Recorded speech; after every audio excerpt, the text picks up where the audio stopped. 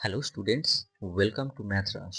देखिए, ये question mainly set theory and binomial expression के ऊपर बेस्ड है। क्वेश्चन की डिफिकल्टी लेवल की अगर मैं बात करूँ तो मैं इसको 2 स्टार से रेटिंग करूँगा आउट ऑफ 5 स्टार्स। एंड इसका आंसर की जो दिया है वो है ए, सी एंड डी। तो चलिए अभी इसको सॉल्व करते हैं। देखिए, इसके अंदर कैसा एलिमेंट होगा, वो होगा A plus B times square root of 2 type का, एंड ए बी होगा इंटीजर।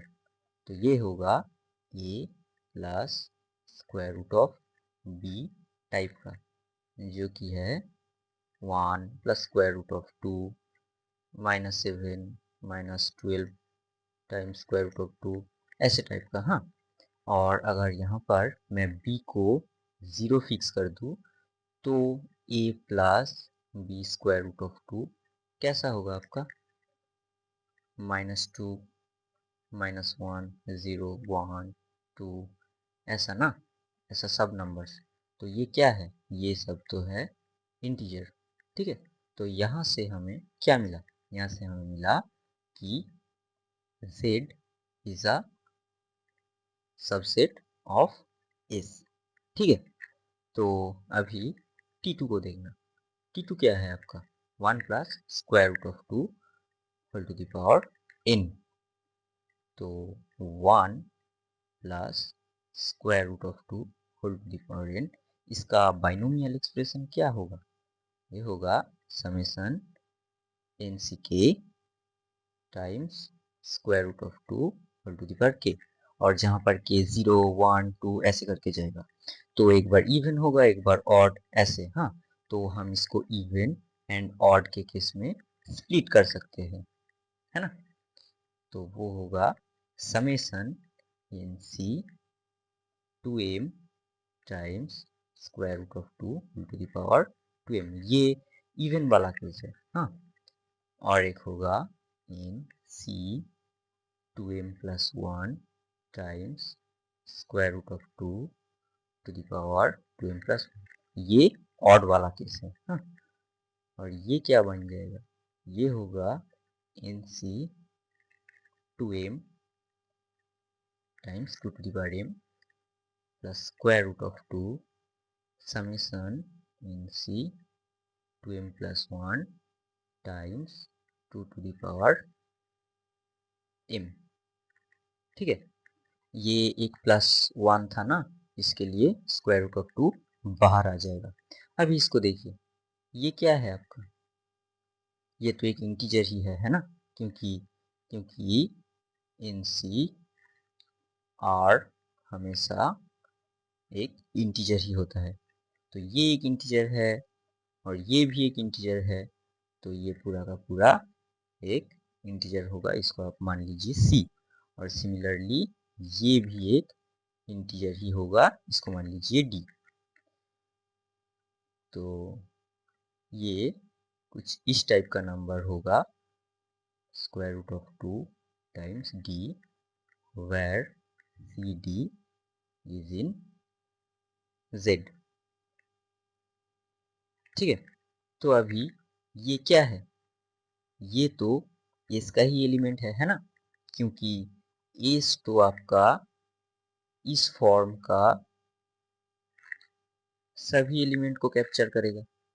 ठीक है, तो ये भी इसमें ही होगा। तो यहाँ से हमें क्या मिला कि T2 is a subset of S, and similarly T1 भी आपका इसका ही सबसेट होगा, क्योंकि ये सिर्फ यहाँ पे T2 पे एक +1 था, उसकी प्लेस में एक -1 है, जो कि एक इंटीजर ही है। तो इसको आप एज एन एक्सरसाइज घर पे कर सकते हो।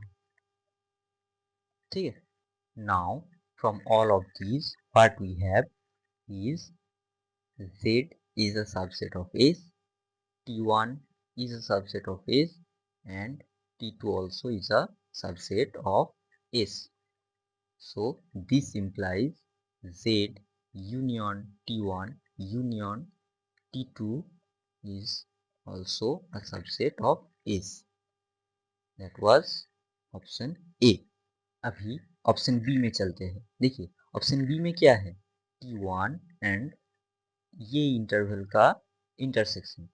हाँ, और हमें क्या पता है कि square root of 2 minus 1 strictly less than 1, ठीक है, and this implies square root of 2 minus 1 whole to the power n tends to 0 as n approaches to infinity, because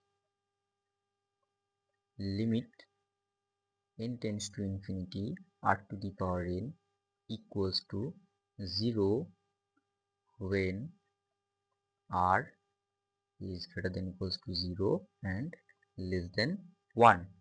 और ये इंटरवल क्या है, 1/2024। ये तो यही है ना कि यहाँ पे कहीं पे 0 है, यहाँ पे 1/2024 है, और बीच का सारा रियल नंबर यहाँ पे कहीं पे 1 भी है, ठीक है।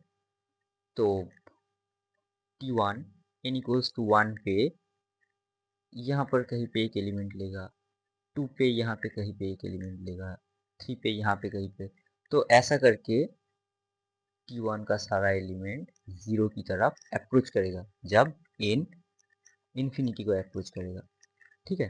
तो एक थ्रेशोल्ड के बाद, एक n की वैल्यू के बाद, तो T1 की एलिमेंट्स को तो 1/2024 को क्रॉस करना ही पड़ेगा ना।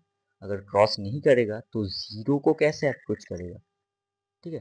0 को अप्रोच करने के लिए इसको 1/2024 को क्रॉस करना ही पड़ेगा, ठीक है। तो इनकी किसी न किसी वैल्यू के लिए यहाँ पर भी एक एलिमेंट रहेगा T1 के अंदर, यहाँ पर भी रहेगा, यहाँ पर भी रहेगा, ठीक है। तो T1 इंटरसेक्शन दिस इंटरवल तो कभी फाई हो ही नहीं सकता, ठीक है। सिमिलरली अगर आप देखोगे ऑप्शन सी में दिया है T2 एंड ये इंटरवल का इंटरसेक्शन, तो square root of 2 plus 1 strictly greater than 1। This implies square root of 2 plus 1 whole to the power n tends to infinity as n approaches to infinity। Why? Because limit n tends to infinity r to the power n equals to infinity if r is greater than 1, ठीक है। और ये interval क्या है, 4 to infinity, ये तो वही है ना। यहाँ पर कहीं पे 0 है, यहाँ पर 2024 टू अप टू इन्फिनिटी। तो इन जब इन्फिनिटी को अप्रोच कर रहा है तो T2 का एलिमेंट्स भी इन्फिनिटी को अप्रोच कर रहा है। तो इन्फिनिटी को अप्रोच करने के लिए ज़रूर T2 का एलिमेंट्स को ये 2024 को क्रॉस करना पड़ेगा, नहीं तो ये कभी भी इन्फिनिटी को अप्रोच नहीं कर पाएगा, है ना।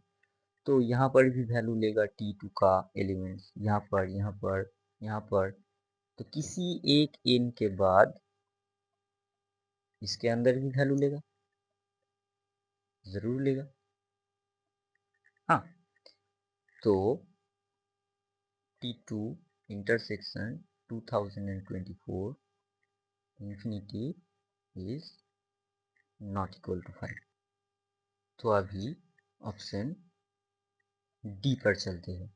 ऑप्शन डी में बोल रहा है कि ये एक्सप्रेशन अगर एक इंटीजर है तो b का वैल्यू 0 होगा, और b का वैल्यू 0 होगा तो ये एक्सप्रेशन भी इंटीजर होगा, मतलब कॉन्वर्स भी ट्रू होगा, क्योंकि यहाँ पर इफ एंड ओनली दिया है। हाँ, इफ एंड ओनली का मतलब बोथ साइड्स ट्रू होता है, ठीक है।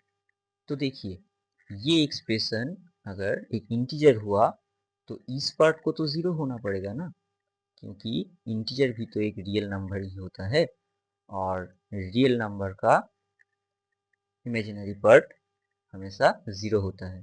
तो देखिए यहाँ पर sine pi times a plus square root of 2 times b equals to 0 होगा। इसका मतलब pi times a plus B square root of 2 equals to n pi होगा, जहाँ पर n बिलोंग करेगा इंटीजर से। यहाँ से मिलता है a plus B square root of 2 equals to n। तो अब इस एक्सप्रेशन को एक इंटीजर के इक्वल होने के लिए आपका b तो 0 होना ही पड़ेगा ना, क्योंकि b के साथ स्क्वायर रूट ऑफ 2 मल्टीप्लाइड है, ठीक है, जो कि एक इरेशनल है और इरेशनल कभी भी इंटीजर में नहीं आ सकता, ठीक है, और a भी एक इंटीजर है, तो b इक्वल्स टू 0 होना ही पड़ेगा। अब आते हैं कॉन्वर्स पार्ट में, मतलब अगर b 0 हुआ तो हमारा एक्सप्रेशन बन जाएगा cos a pi plus i sin a pi. This is equals to cos a pi because sin a pi equals to 0 when a is integer, and this is equals to plus 1 or minus 1, which also belongs to z, that means they are integer, ठीक। तो if and only if both part prove हो गया। तो चलिए आज के लिए बस इतना ही। अगर आपको कुछ डाउट हुआ तो कमेंट कर सकते हो। Please do like, share and subscribe to Math Rush to get more content like this. Keep doing mathematics. See you next time.